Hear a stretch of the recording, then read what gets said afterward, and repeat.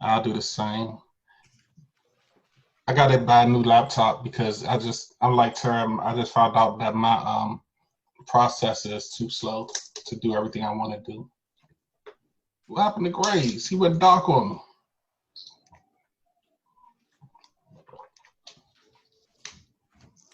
All right. All right. There we There go. he is. All right. What's up? Well, hey, everybody. Hey, Grays. What's going on, sir? Man, good to see you. My executive producer over here. Getting you all set up.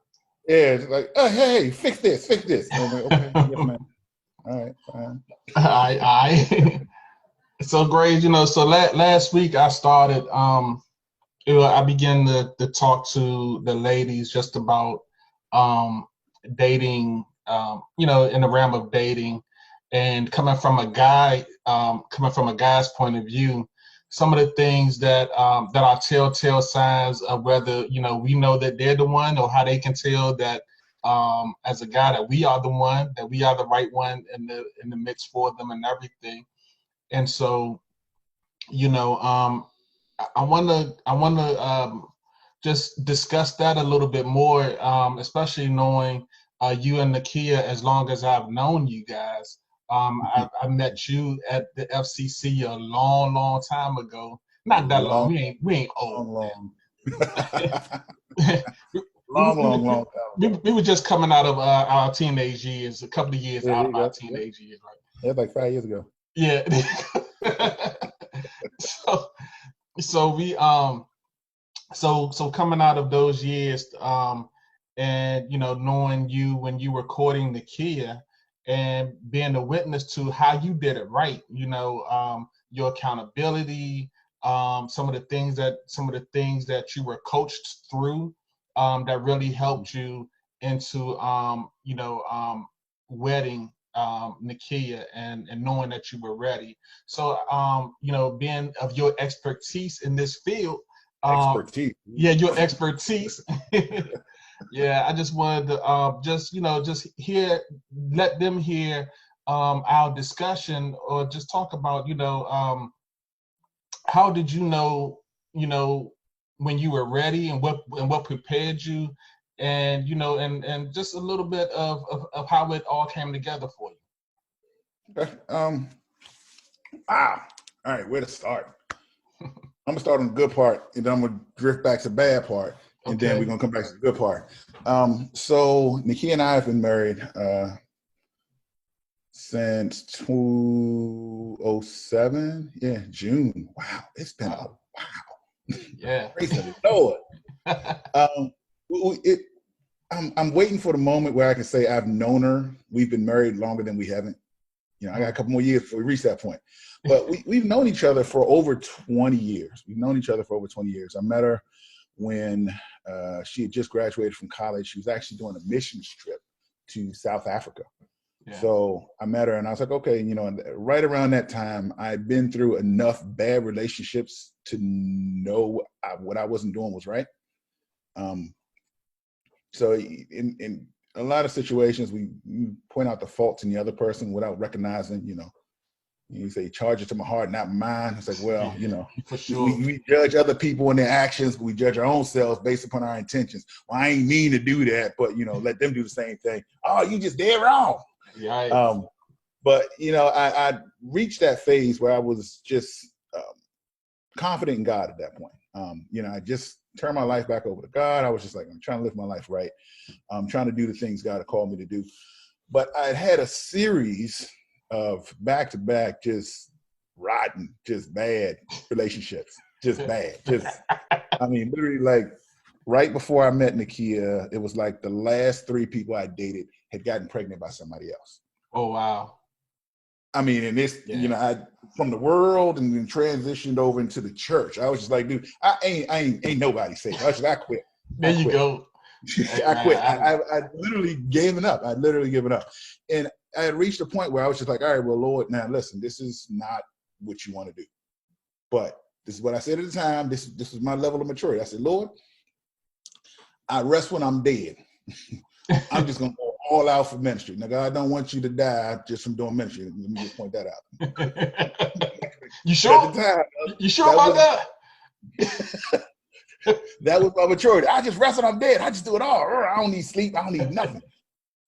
But I reached that point where I just pretty much given up on dating. I stopped looking to date anybody. I was just like, Lord, I'm just doing this all for you right now. Yeah. And then that's when I met her. And, at that point I was doing pretty good. I had a nice job. I was, working in ministry, just straight ahead, full ahead, just going at it. Oh, man. And, she went to South Africa. She came back. We decided, you know what? We started talking. This is something that she didn't realize after a while, but I'd been in enough bad relationships to keep my mouth shut. So I was like, okay, I'm gonna find out whether you're crazy or not. And I'll tell this to the ladies. If you're not sure if he's crazy, just let him talk long enough. Crazy will seep out and you'll be able to point it out real easy. So, that's the truth. Eventually, crazy will creep out if you just let him talk long enough. Crazy gonna show itself.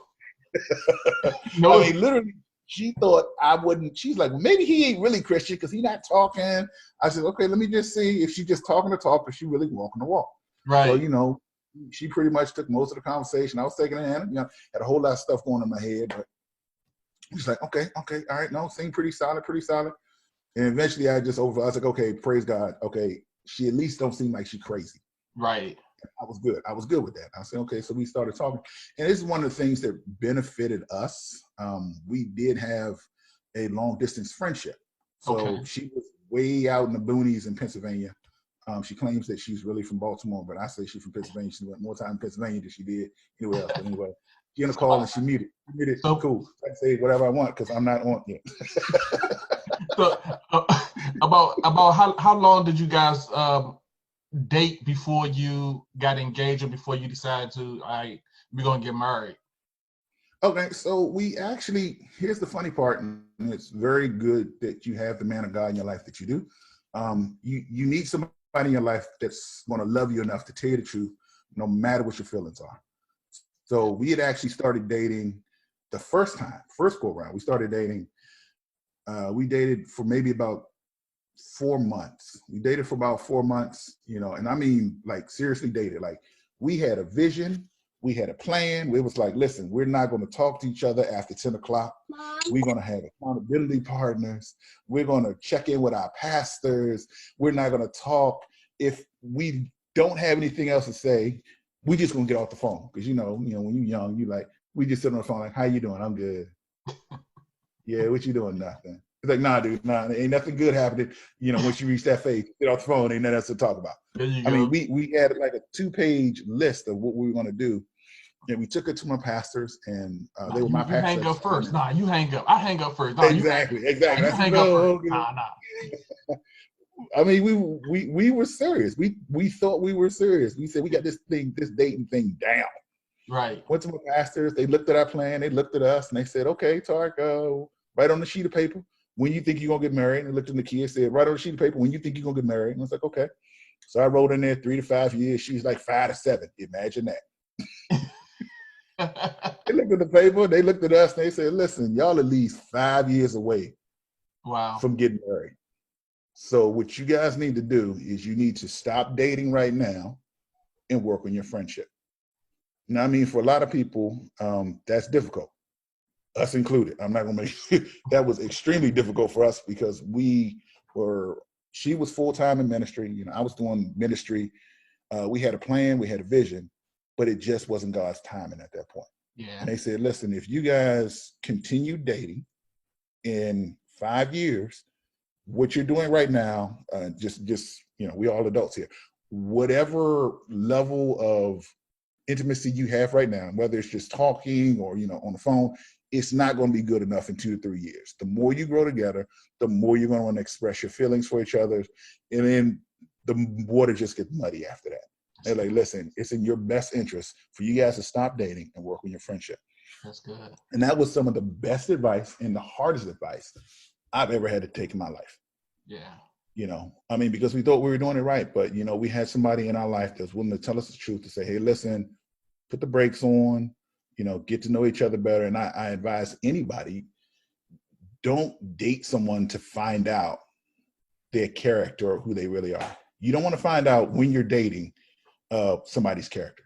You need to find that out when you're just friends, because when you find that out when you're dating, your emotions are all mixed up, so you're less likely to point out things that they should work on. And you find yourself in Fantasy Island, where everything is just beautiful. Oh, wow. Sometimes, he just walks out the door without holding the door for me, but he's just going to protect me. No, dude, crazy. He need to hold the door for you. But you don't recognize that because you're in Fantasy Island. Guys Right. like, oh, well, she just likes to shop. She has expensive taste. No, she got a spending problem. You might want to address that before y'all get too wrapped up. So like, about how many cycles do you think that one go through when you really find out or learn about their character? Like, is there things that pop up, or is there, how are you like looking at that? So you got to be in tune with the voice of God. And that's something it's easier to do when you're just friends. It's a lot easier to, just, okay, this is an area that she need to work on. It's the area that he needs to work on. Our pastors say this all the time, and I laugh and say, you don't date anybody based solely upon potential, because they ain't done nothing yet. So they need a track record. They need a track record of believing God. They need a track record of being able to pray. They need a track record. You should have seen them at one point or another have to dig deep in their spiritual bag and trust God, believe God. It didn't have to be somebody, they got healed from something. You got to be able to see that they have a track record of believing God, knowing God. They have a real relationship with God. It just can't be. And I say this every once in a while. Like, listen, hey, one Sunday, just be like, how about we don't go to church? How about we go on a picnic? If they say okay, they ain't the one. They like, yeah, let's do it. Let's go to Ocean City. Nope. That's not the one. They got some more growing up to do. No commitment, yeah. Yeah, they got some more growing up to do. And it really takes time. Really. Yeah. You don't want to rush something like that. Especially when you're thinking about marriage, you definitely don't want to rush it. You've got to spend some time getting to know them, getting to know their character. So when you guys did date, I know, it was long distance and she was in school or whatever, doing ministry and everything. I remember some of those years. What kind of dates did you guys go on? Oh man. Listen, so you need accountability when you go on dates. That's the one thing we kept with us. So we never went on dates when we started dating. This is something that we knew. We knew that we couldn't be engaged for a long time. Mm-hmm. We knew it was going to have to be a short engagement. When we started dating, we was like, we can date for a while, but this is with a purpose. Yeah. So we dated, and we had rules. It's like the first go around. We had rules. It's like, okay, you know what? We can't go on dates by ourselves. So we would always invite people. We would offer to pay for people when we went out on dates. Like, hey, why don't y'all just go with us? Come on, go with us. We had this one, Nikia's she's right there. We invited this one person, neither one of us liked, because we couldn't find anybody else. And it was the most awkward. Neither one of us liked the person, but they were the only person available. So we was like, won't you go ahead and come out with us? You got to be that committed to maintaining your walk with Christ and maintaining your accountability that you have to do some things that are uncomfortable. Yeah. At the time, she. Oh wow, it was just bad. Third wheel, she was like it was rough, and she made it even more awkward. Like, won't y'all go? Oh boy, oh man. But you got to do stuff that's uncomfortable to get to where you want to get to. If that's the end goal, if it's the right person, sometimes it's going to be uncomfortable. You got to put yourself in uncomfortable positions to maintain your walk, and it's not always going to be pretty. It's not always going to be the image that the world thinks it should be. Yeah. We were old enough. They're saying y'all should be able to go on a date by yourself. Nah, we're not going to do that. So we're not going to do that. Y'all do y'all limits and y'all boundaries. Exactly. And I think that's, I think people really need to hear that, because I think people, they get, kind of, I'm old enough, like you said, I've been doing it for years or whatever, and not realizing, but you've been doing it for years, but this is like your fourth and fifth or sixth relationship. You know what I'm saying? And, I don't think that, God don't want us to keep testing the waters until, we find the right one. I believe that, that while there are fish in the sea, I do believe that he can send one, and he's able to send one, and he will send one expediently. So we don't have to keep comparing one to the another. But I don't like this one. Toss this one back into the sea. I don't like that one. Toss that one back into the sea.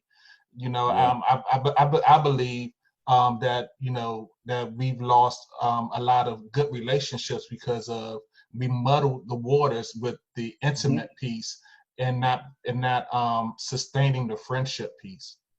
Yeah, exactly. And I mean, that's one of the challenges when you're out dating, let me find the right way to say this. All right. So when you date a lot of people, when you're not friends, you start to build up a wall. And I mean, everybody can attest to it. Yeah. I've heard ladies say, well, I don't date no guys named John. Why? Because this guy named John did me wrong. I was like, okay, were you supposed to be dating John, or were you just supposed to be friends with John? Yeah. Oh, you were dating John, but you should have just been friends with him. But when you go through a lot of that, it starts building up, well, you know what, I'm only going to put up with this much. Well, listen, if he don't, buy my shoes next week, that's it. You start building up barriers when you date people outside of your purpose or outside of their purpose. You just date them to have fun. You don't want to do that. You start building up barriers to what you won't put up with, or the stuff you'll set a level at. I only put up with this much, then I'm gone. It's like, okay, well, you know what? You never should have been in that position, because what tends to happen, and this is something that I had to work on.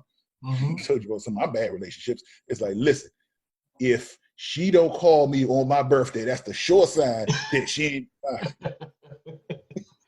Right. You look, I'm only gonna put up with this much. If you do like Harold did this one time, or you do like Gina did this one time, that's it. It's like, okay, God ain't never call you to do that, man. Yeah. God ain't see. You can't say, listen, I'm gonna get married, but if you ever work overtime more than 2 times a week, that's it. Because I remember I had a boyfriend, he used to say he worked overtime all the time. He's actually cheating on me. Like, come on, that's not what God wanted for you. Yes. But I mean, this is a situation that happened with us. I actually called Nakia. I liked her so much, and I knew she was the one, that she was actually doing ministry on my birthday one year. Wow. And it was like 10:45, and I'm looking at my watch like, she didn't call me on my birthday. She didn't call me. You know what? I'm just gonna call her. Like, hey, I don't want you to miss the opportunities to wish me happy birthday. I know it's not in your heart. She's like, oh no, I was thinking about you, but I was gonna wish you happy birthday. I was like, all right, cool, that's good. Praise the Lord. But that was one of those walls that I built up. Like, listen, this is the limit. If you don't call me on my birthday, that's it. I don't care where we at in our relationship. That's it. But dating outside of your purpose, and just randomly dating people, find out if they're crazy after the fact, will do that. It'll cause you to build up walls and build up barriers and build limits. Yeah. Amen. Wow, that's awesome.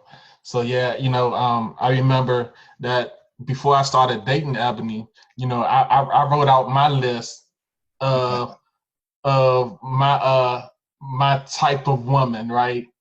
And when Ebony came, she didn't meet nothing on my, because that whole list was like vanity, and it was a guy's list. It was a man's list, you know what I'm saying? Did you have a list? Did you have any type of thing that you were looking for, even throughout the relationships that you had? Did you have anything that you were looking for, and the kind of, if I'm a be married, or if I'm a date, this is who I'm a date?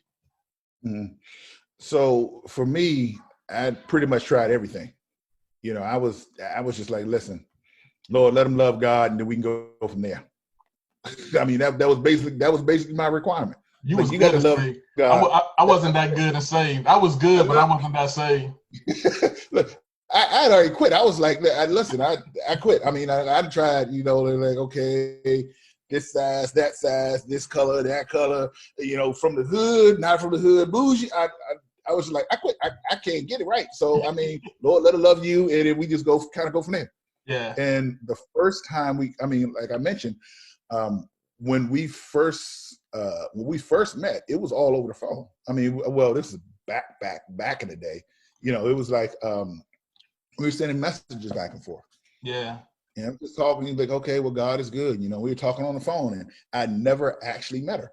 So I was like, all right. The first time I met her, I was like, Lord, she sounds really good. She got the word down.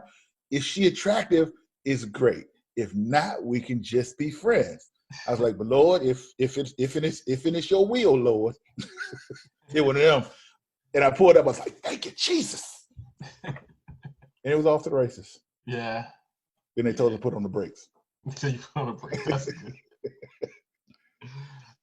Oh man, that's perfect. That's perfect, Grace. So I'm gonna open it up to the ladies. Do you have any questions, or anybody on this call? Do you have any questions for us that you would like to ask concerning anything that we've talked about so far? Come on, get in here. Any question to do? Come on. Okay. Well, I ain't saying nothing, Grace. Hi. Hey, there she is. Hey. I'm late, so I'm like, I'll probably just go back and watch the recording. It's all good, but you can ask a question if you like or have any input. No, I don't have any questions. You don't have any? I gotta go back and watch it. Okay, that's cool. That's cool. So yeah, Grace. So I have a question. Yeah, come on, Tiana. So did the Lord like signal you? Like how did you know? Like was there like a signal? Like a signal. Like how did you know? Did you get the like, Did you get the bat signal in the air? Like no. No, it was no, it was just a gradual for me.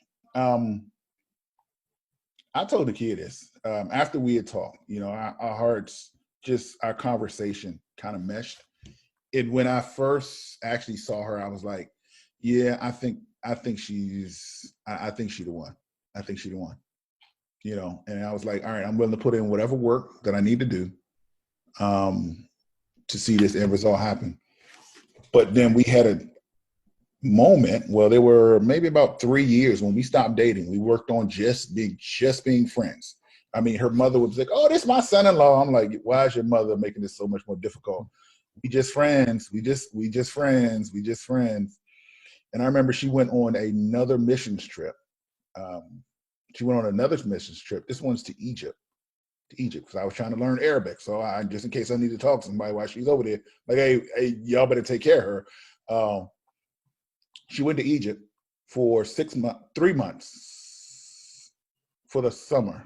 So she went, and I remember going to pick her up at the airport, and I'm sitting at the airport like, nah, it's it. And I mean, literally, she came back. She flew back. I took her to the jewelry store. We got her fitted for a ring that day. And I was just like, you know what, Lord, this is the hardest summer. I don't ever want to spend another summer like this without her. I can't do it. I mean, literally, she got off the plane, bags, like, hey, listen, we need to get you fitted. We need to get you fitted for a ring, because, my granny is a little bit wild to propose. That was funny. That's a different story. That was a different story. I'm pretty sure she'd want to chime in on that one. You know, that's funny, because I had a similar situation where Ebony went to Jamaica for a week. And we talked on the phone every day and ran my phone bill up out of the roof, because, you know, everything was landline. Ooh, wow. and she called Colette.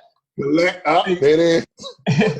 And, you know, and the phone is going to hang up in 5 minutes if you don't accept more charges or whatever it said. Oh man, whatever. I'll take whatever charge you got.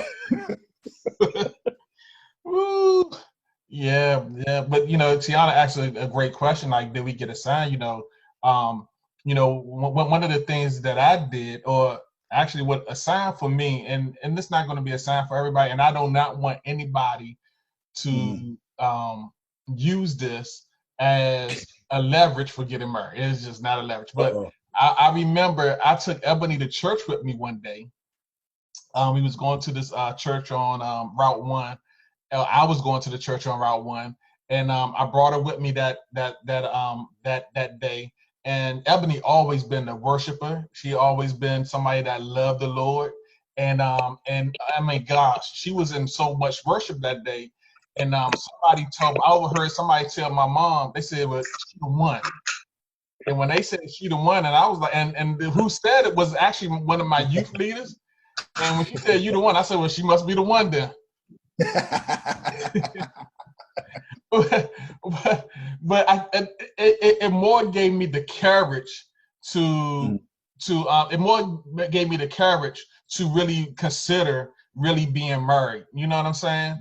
Right. It really gave me the courage to do so, because without it, I wouldn't have done it. I probably would have just let the relationship take its course, and then and then we'll break up, and then I'll still be here in the midst of this quarantine by myself in my mama's basement. So, thank God somebody said she the one and I'm not in my mama's basement. Yeah. So yeah. But that's a good question. So, yeah. But that's something really good. When you're thinking about, if that person might be the one, or you're dating, you want to get them around people that you trust. I know when Nikia and I were dating, I brought her around my pastors. My pastor's like, okay, no, she seems okay. I mean, they're not going to tell you, yeah, she the one, but you're like, okay, well, she don't seem crazy. Praise the Lord. I remember I brought her around Willie and Ebony, and I remember we've been best friends, and it was just like, I brought her over, and we was hanging out, and her and Ebony talked for like 30 hours. And me and Willie sitting over there like, dude, I'm trying to go home, and they still over there talking about dreams and journals, man. It was over. Like, I want to go home. I want to go home so bad. And they was just sitting over there curled up talking about worship and journals and dreams. And I was like, okay, well, I mean, everything's crazy. All right, I mean, that's another check in the box, I guess. And I'm like, but can we please go home? I mean, we done ate all the food, drank all the juice. I mean, you play games. I was like, all right, you want to go over there and ask them to leave or no? Like, no, they went to a separate room. They was over there just talking to themselves. Well, praise the Lord. That's why you need folks in your life that know you well, and they can see stuff that's not right for you and stuff that is right for you. Yeah, and you got to have a respect for it. You got to have a respect for it.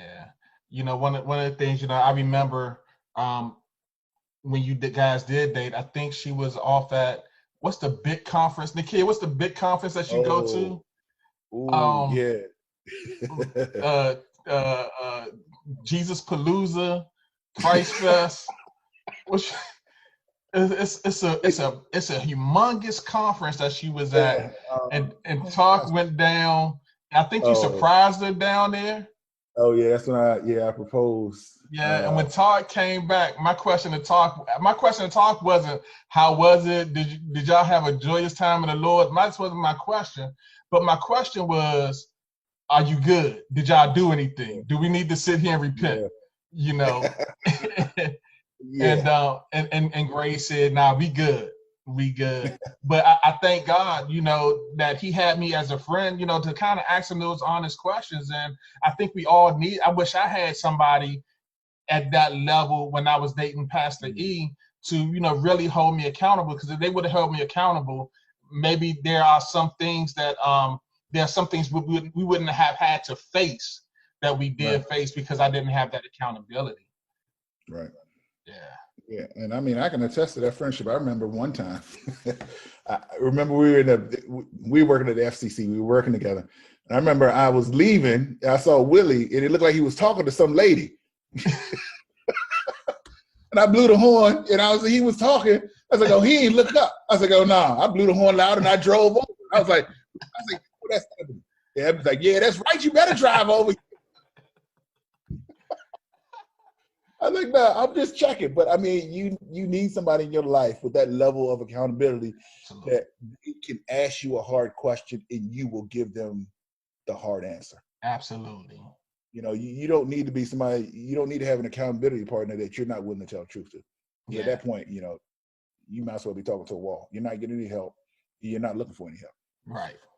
There you go. Well, Grays, I thank you for your time tonight. I had a question. Oh yeah, come on. Yeah, my hand was raised, but I was like, I'll wait. I was like, everything was getting good, so I was like, let me just wait. I'll wait. So I know you said that you guys were, I guess, dating for like a couple of months. You went to your pastors, then the pastor was like, nah, this is not the plan. So what, I guess, what did you do, or what was the plan, the new plan that you guys decided to follow to make sure that it was just a friendship and not nothing getting more like in depth? Yeah. So we threw our old plan away.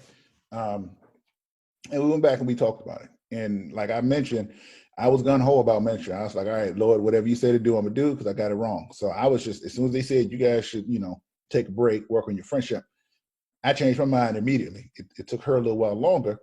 But those weren't her pastors at the time. So she was used to more of like a communal communication, like, okay, well, let's see if this is what God is saying. As far as I was concerned, I was like, that's what the Lord said. All right, let's work on our friendship. But it took us a while to get back to just being friends. So we cut back on some of our communications. We stopped emailing as much, stopped calling as much. We would do more of a check-in, less of a, hey, you look really nice today. No, we need to do none of that. You know what I mean? I still have one or two emails in my Yahoo account when we first started talking. That's how long ago it was. Where we were still working on it. It was just like, hey, brother, how are you doing, sister? I mean, we had to make a joke out of it in the beginning because, to tell the truth, it was painful. It was hard. It was extremely difficult. But people who say that you can't date and go back to being friends, it's impossible. We are a testament that it is possible. Yeah, it is possible. You can go back to being friends with somebody. Mhm. It wasn't easy. It wasn't easy. We just had to make some adjustments on how we related to each other. And it took a while for me to just see her as a sister. And granted, I was praying the whole time, Lord, don't let another brother step in here while I'm sitting over here working on my friendship. That's just being honest. I'm pretty sure she was praying the same thing. Lord, if he comes to me, how am I going to feel? And that was that was a honest question I had to ask. If she comes to me and says, I met some dude at the Wawa. His name is Harold. Am I gonna be like, are you crazy? Or is it gonna be like, okay, how are you guys doing? How long did you guys talk on the phone? And it couldn't be with an agenda behind it. Mm-hmm. And once I finally reached that phase where we had gotten back to being friends, then it immediately clicked. I want to marry her. And it wasn't because somebody else stepped in the way. It was only after I got to that phase where, we were able to see each other through some troubles. We were able to see each other's faith more. We were able to walk in the word more. We were able to walk together more in the word. And only after that time, did it actually click for me. It's like, okay, you know what? I think I'm ready to date her again. Wow. Mm-hmm. Let me point out, it was not easy. It was not like an overnight, well, we should stop dating. Okay. Mine did, but emotions, I'd already, I was just like, I want to call her. Okay, well, I guess I got to sit in the little love seat and she'll sit on the sofa. Okay. It just, to get his perspective, this was a long distance relationship. So every time I saw her, it was over, after about 2 or 3 months, we would see each other.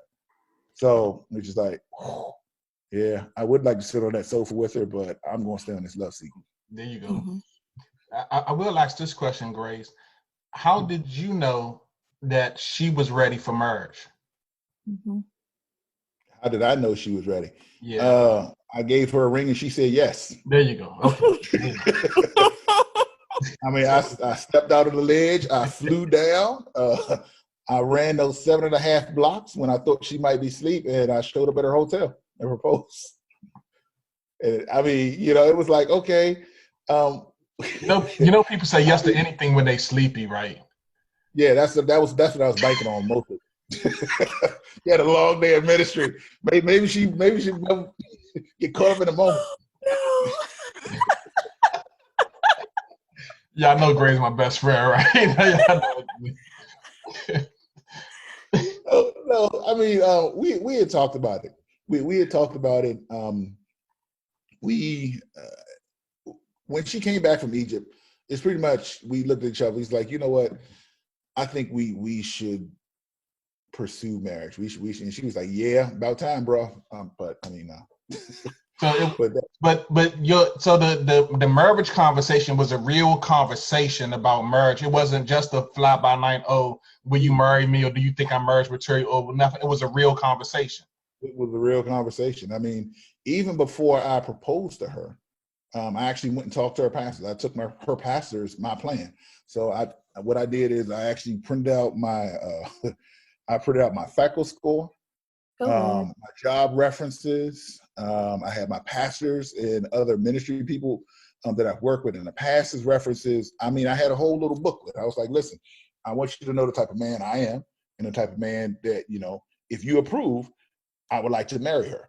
And, it was her pastor at the time. And I was like, hey, listen, let me give you everything. Then let me lay it out. This is where I've been. This is my education. This is my credit score. This is my history, financial history. I have a proven track record of, saving money and putting money aside, making good investments. I had vacation property. I was like, listen, I have a plan. They were like, okay, praise the Lord, bro. Okay. So, but I mean, yeah, it was a conversation beforehand. It wasn't just I showed her the ring one day. Yeah. So you went to somebody that also had her best interest in their heart. Yes. Yeah. Absolutely. It's good. Absolutely.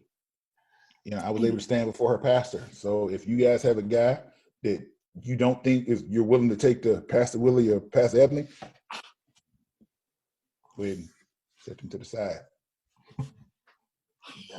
Don't hide them away somewhere. Right.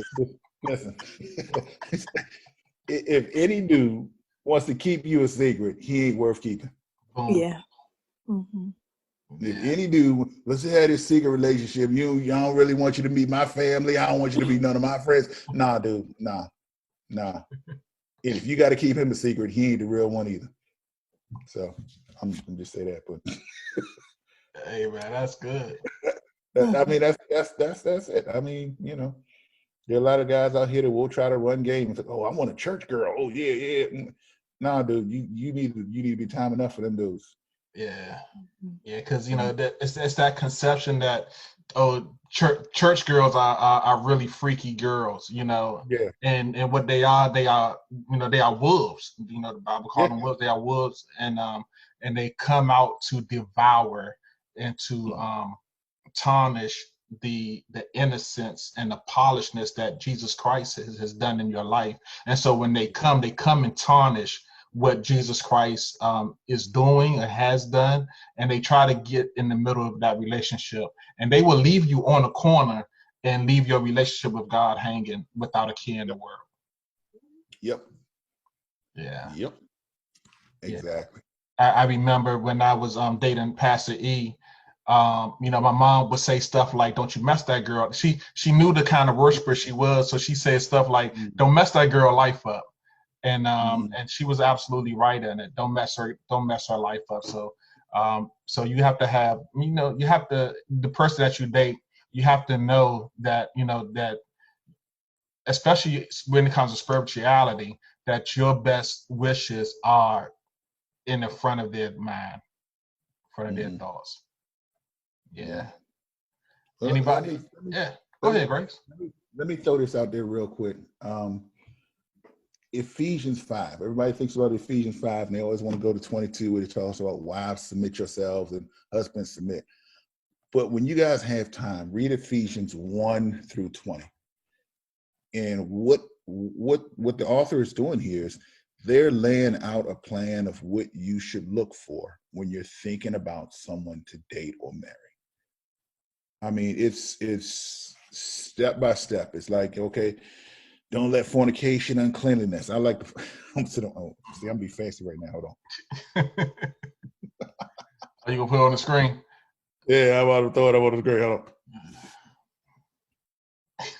All right. Say verse 4, it says, neither filthiness nor foolishness, foolish talking, not jesting, convenient but giving thanks. He says, verse 6, he says, let no man deceive you with vain words. So don't let no dudes come pushing up on you with some crazy, hey, you look real good. I love God. You love God too. Nah, don't fall for that nonsense. It goes on. I mean, verse after verse after verse. of what you should be looking for when you're dating somebody. It gives you verse after verse of what you should be on the watch out for. These are things that you can look at and be like, okay, okay, what kind of language is he using? Okay, how is his walk? What are his pitfalls? What are some of his weaknesses? Yeah. And I'll tell you this, when Nakia and I were dating, one of the hardest things we had to do in our dating relationship is I had to tell him one of my biggest struggles I had in life. Wow. I had to tell him, I was like, yeah, listen, and we were friends. And that's when I knew, okay, we are really friends, because there's no way in the world I would tell some girl that I'm dating. That's nonsense. Yeah. But I mean, when you're really friends, and that's one of the benefits of having someone, being friends with someone before you date them, is you get to know the real them.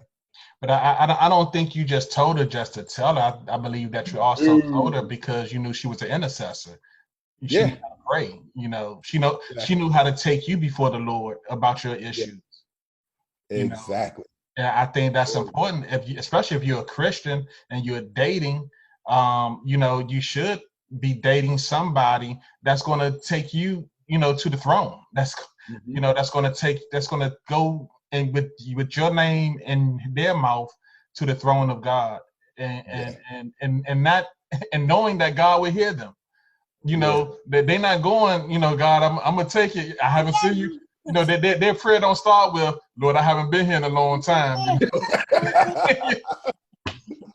It should kick off with, God is grace and God is good, and we thank you for this food. So yeah. That's how they start their prayer. You need to run. Yeah. You need to bring them to church a little bit more. But definitely having somebody in your corner that knows the word of God and knows how to get a prayer through is really important. It's for your benefit. And it's what I consider, I think love is a component of dating, and love is a component of a relationship, not dating. Love is a component of a relationship going to merge, but love is not the only component, right? Dating and courting, it's an enterprise. It's a relationship enterprise that's coming together. It's two individuals coming together to continue to build, to grow as one. It's a great merger, and I think the more that we start to consider a relationship as being a merger and as building, the more seriousness that we'll take it more seriously. We'll do it more seriously, without only looking for, do he love me? I love her, and all these other things. So yeah, that's good. It's real good. Yeah. Anybody else got any questions for us tonight before we jump off? Because like me and Tarik, we don't see each other for months and maybe for years. and hey, how you doing? What's up, man? That's golden for us. We short talkers. That's why we best friends. We just talk short. Like you said, that cover everything. The kid and Emily get together. They can eat crabs and do all that stuff and have a ball. Me and Grays, man, 15 minutes. We like, dude, man, we all caught up. We all caught up. Go back and be like, how's Willie? He good. You're like, what else? No, he good. He good. Okay, I have a last question. Come on. I have a question too.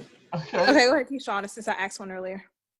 Okay, so how do you, well, for me, I'm not going to go into the whole thing, but how do you gain somebody's trust if you lost it? Like, you were dating and then you guys broke up and you're talking, but you lost their trust. So how do you, I guess, get it back?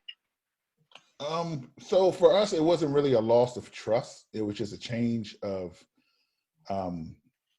how we saw each other. So it wasn't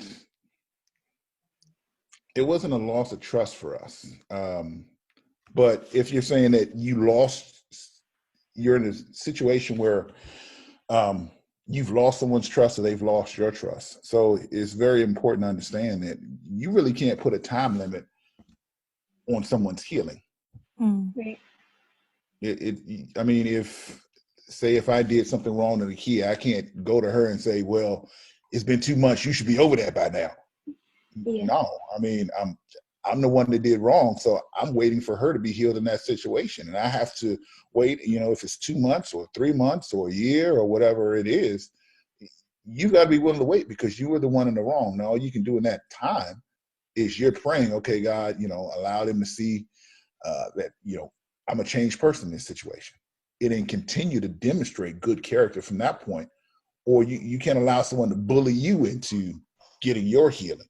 Like somebody cheated on you. Well, I told you I ain't gonna do it no more. Yeah, nah, dude. Right. I'm not required to, this is in a dating relationship. I'm not required to take you back just because you said you're sorry. I'm not required. I can forgive you, but I'm going to forget what caused the situation to come up. Yeah. Okay. Yeah. Okay. My quick question: what advice would you give, to us as ladies in this season? Well, some of us are single. Whatever the status is, what advice would you give us now? I'm single, so I say for me. What in the advice would I give? season of singleness. Continue doing what God has called you to do. Continue doing what God called you to do, because it's inside of your call will God show something up for you. It's not when you're out just lollygagging. If you think about,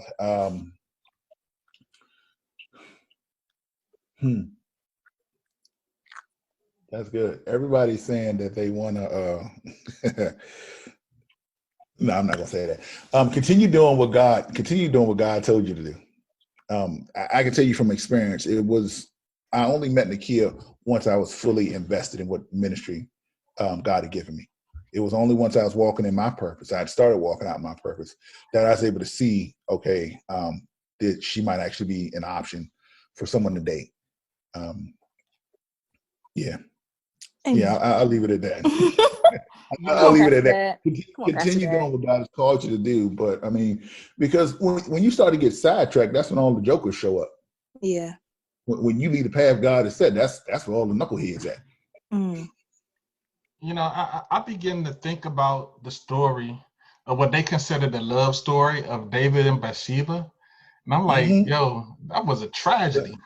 Yeah, it was. That wasn't no love story. It was. That was a murder. That dude murdered Bathsheba's first husband.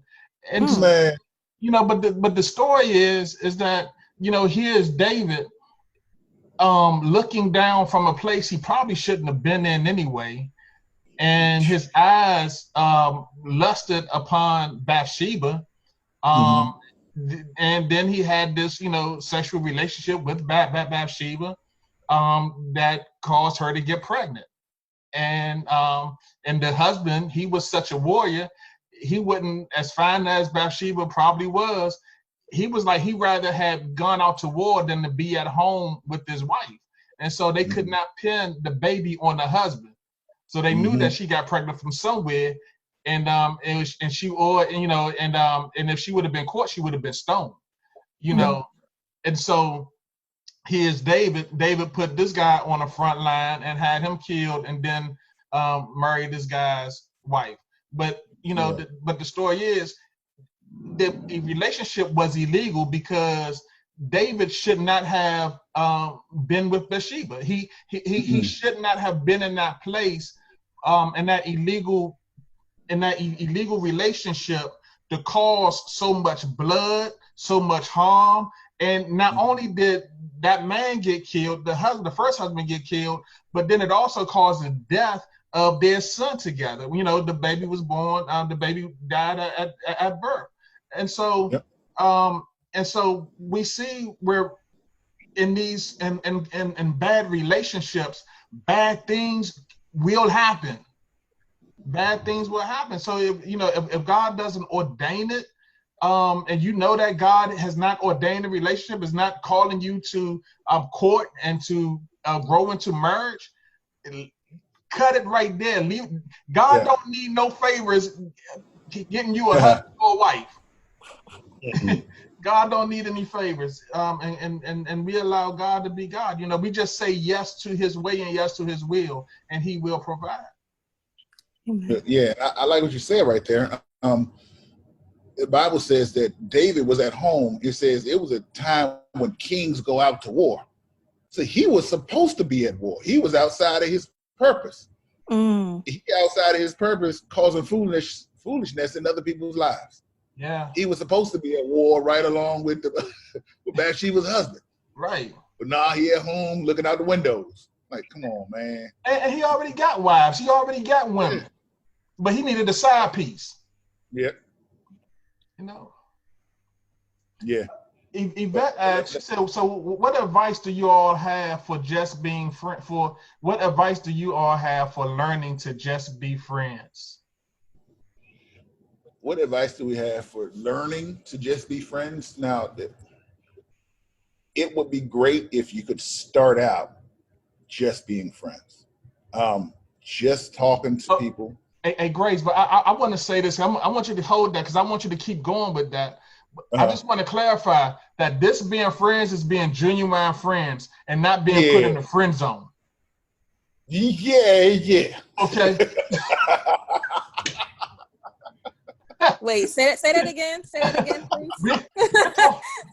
We're talking about genuine friendship, genuine friends, being genuine friends, and not being put in the friend zone. There's a difference. There's a difference. I might need an explanation. Maybe I don't know. I might need a little. Okay, I'll let Grays. Yeah. Answer that part. Then I'll come back with the friend zone explanation. I can tell you about the friend zone, man. I spent a lot of time there, unwillingly, because I was out of purpose. But when ideally, you want to start out just being friends. Ideally, you want to start out just getting to know each other without having your emotions wrapped up. Not necessarily doing things by yourselves, but doing things in a group, seeing how people interact with a group. It's once you start doing things together as a couple, where you start to muddy the water for you all a little bit, where you may find that your feelings might start developing more than his, and then you're sitting around worried, well, does he like me? Maybe he doesn't like me. He's thinking, well, I think she might like me. Oh, no, I'm in the friend zone. Oh, man. So when you're just friends, you've taken that relationship portion, that extra closeness that you develop in a dating relationship. You've taken that out. And if you think, if you're thinking of them just like a brother, so if you have a brother, the same things that you would talk to about with your brother, your natural brother, or your cousin or your male cousin, is the same type of relationship you should have with them as a friend. And people say women and men can't be friends. That's not true. You can absolutely be friends if you go in with the same expectations. And this is why you have to also be careful of who you let in, because not everybody that say Lord, Lord is really with the Lord, Lord.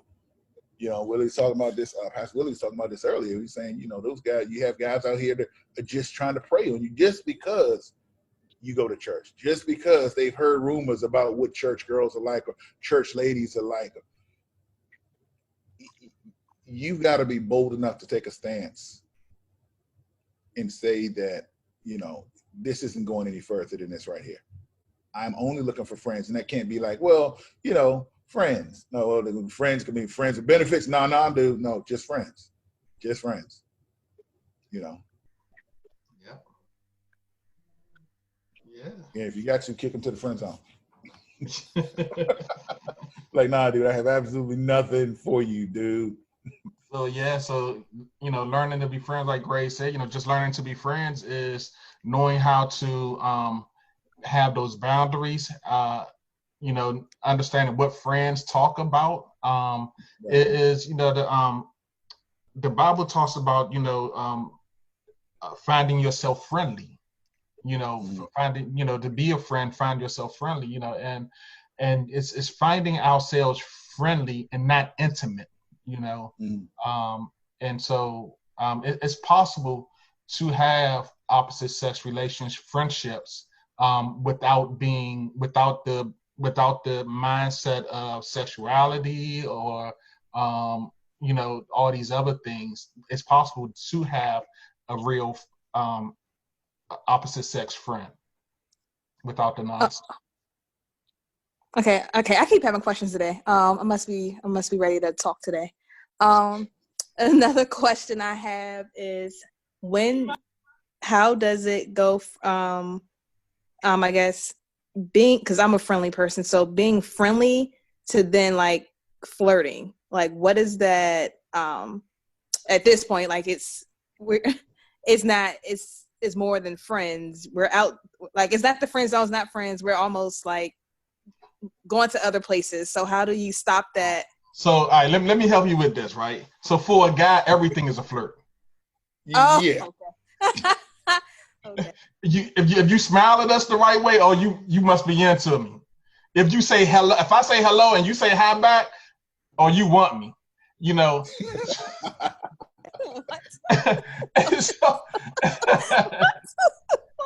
so, and so I would tell a woman, I would tell a female, I've told females, this is knowing how to tone yourself down.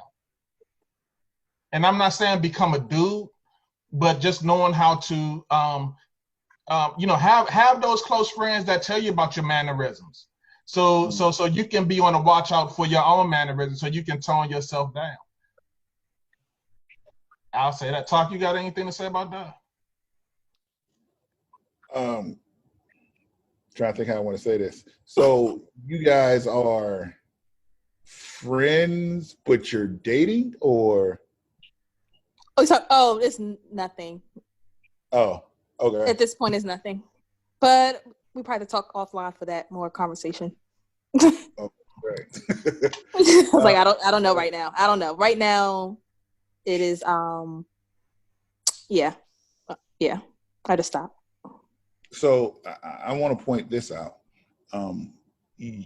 At no point, well,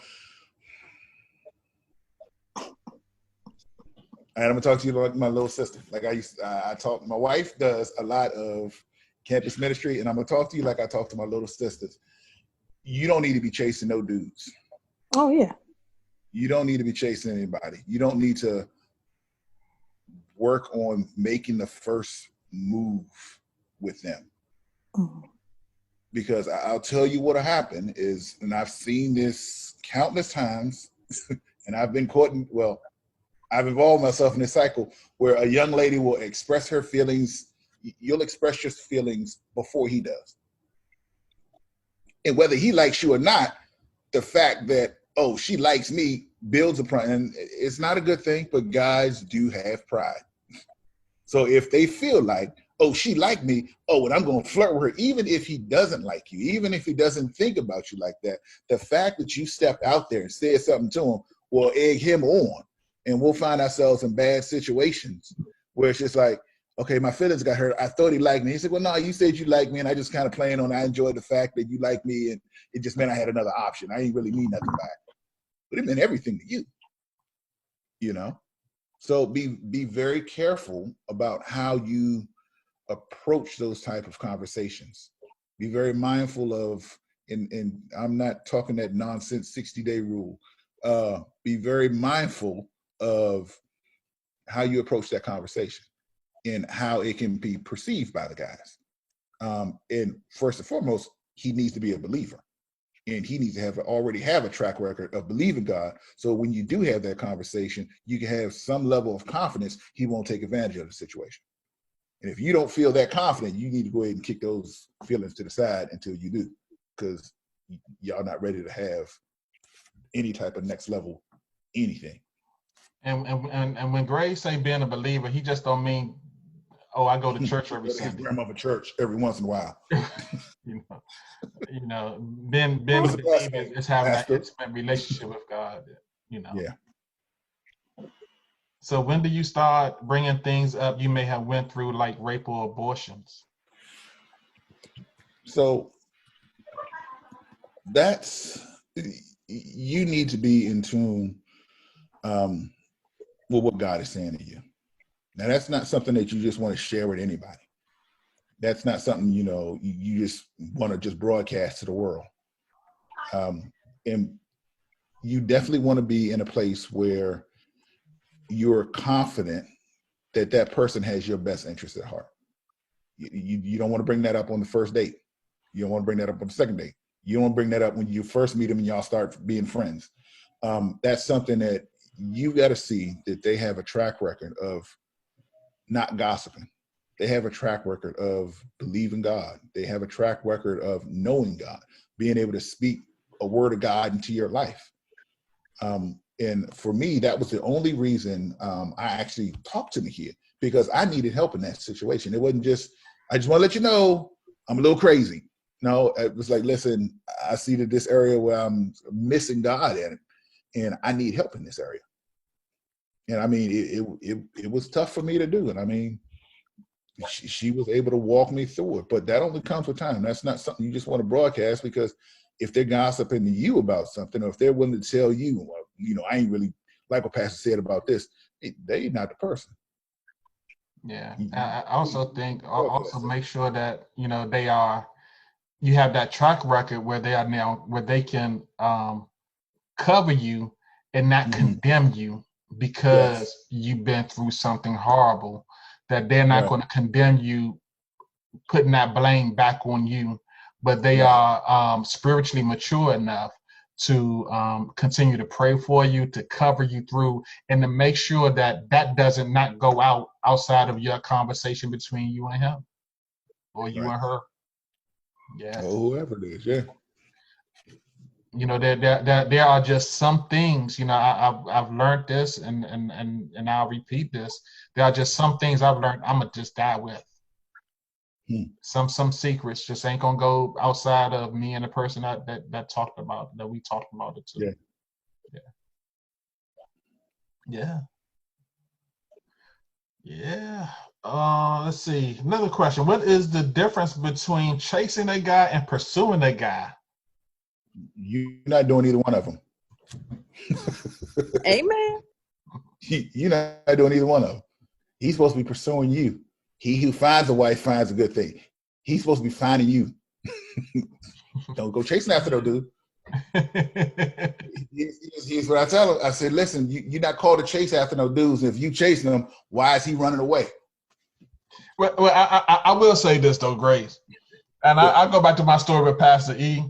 Because like I was a shy dude, and I ain't really like talking. I was shy because I didn't like let down. Yeah. Right. So you can't get let down if you don't say nothing. That is the truth. So while she was looking cute all over in the corner and everything, not that I didn't pay her no mind, but I didn't give her no attention, because I didn't want to hear the letdown, or I didn't want to be put into that friend zone. So I just stayed out of all the zones. And so, but what she did do is that she did dangle the carrot a little bit. She kind of showed me she was interested. And then I started, I pursued her because I sensed that she was open for pursuit, and I wasn't going to get turned down. Yeah. So with that, I was in the same position, but it can't be, ladies. You can't always be the one making plans to do stuff. You can't be the one. How about we go to the movies this weekend? All right. Yeah, that's a no-go. That's a no-go. How about we go skating this weekend? All right. If he never got a plan for anything, you need to get out of that race. Yeah. You need to get out of that race. And that's what I'm thinking of about you pursuing another. You don't need to be the one always initiating a conversation with him. Right. You shouldn't be the one always initiating plans to do stuff. Nah. Right. Because, eventually you know, if you're dating the court and you're courting to get married, and eventually that the same guy that's not making the decisions today is going to be the same guy that's not making decisions tomorrow. Yep. Yeah. And I mean, their argument's going to be, you've been okay with it all this time. Why all of a sudden you want to change? Like, let me point this out, ladies. Marriage will not change you. It never has, and it never Don't will. think it'll get all better once we get married. When you get married, you got to be able to say to yourself, if don't nothing else change with this person, am I okay with it for the rest of my life?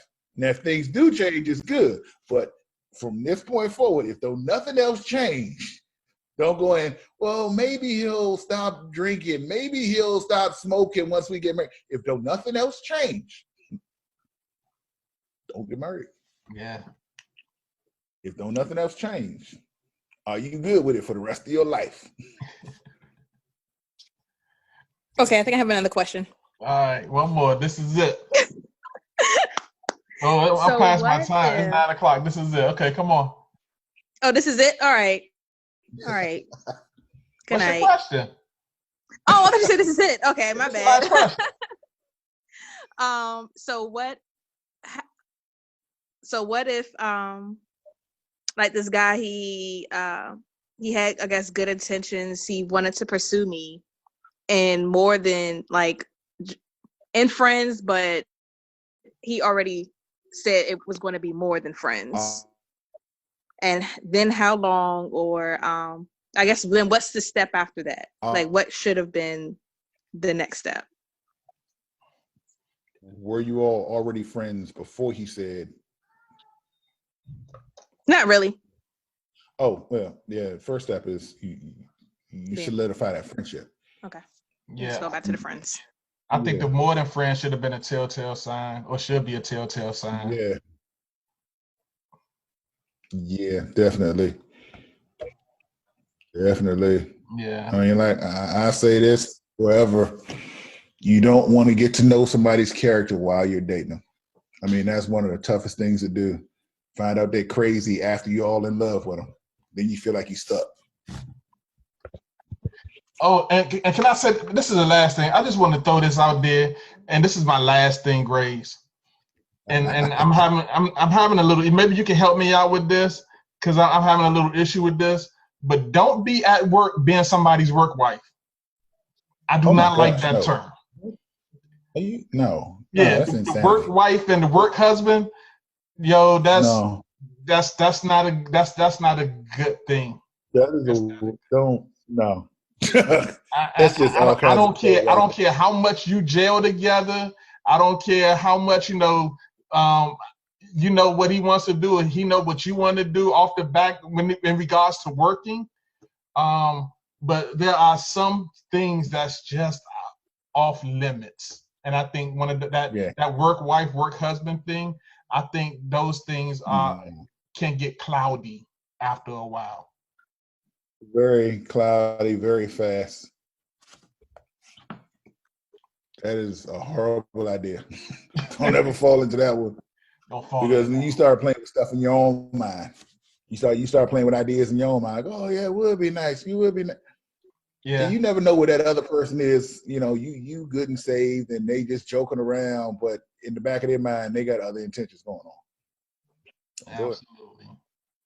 I mean, that's the worst place to have a rumor started. At your place of business. Where you got to go every day for 8 hours a day, other than the weekend. Yeah, that's it.